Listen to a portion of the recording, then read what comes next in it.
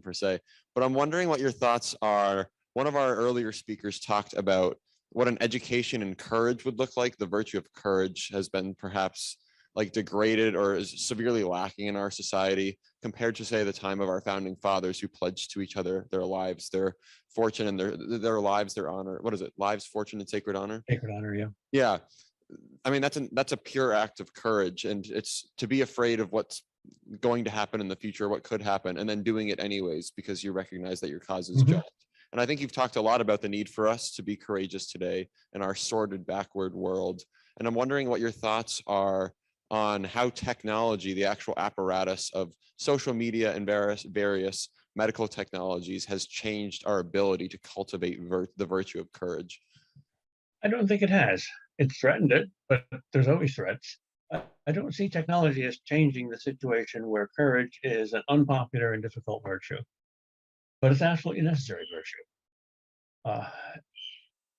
Since our human nature is fallen, since we are now instinctively selfish, we have to act contrary to our nature, courageously, with some sort of self-sacrifice to practice any virtue at all. That's not new. What's new is that we don't have heroes anymore. That's what Solzhenitsyn said in his great 1978 Harvard commencement address. He said, in effect, we Russians are wicked and corrupt, and I'm certainly not recommending our system, but I come here and I noticed that there's something missing: courage. Life is so easy here, so comfortable. Which is why there are so many great Russian novels and so few great American novels.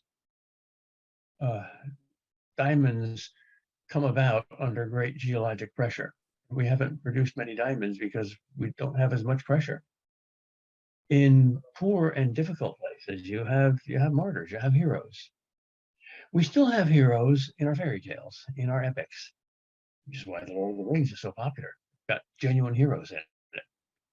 And we still, hopefully, tell those fairy tales to our small children. But once they get into the public educational system, they're told you must not make such judgments. You must not even distinguish the hero and the villain. I think public education is the first institution that is going to be spectacularly doomed. It's, in a sense, the most important. The great book by Charles Malik, one of the great Christians of the 20th century. He was the president of Lebanon. He was the Secretary General of the United Nations, and was the main mind behind the best thing the United Nations ever did, namely the Universal Declaration of Human Rights. Charles Malik. It's called Christ and the University.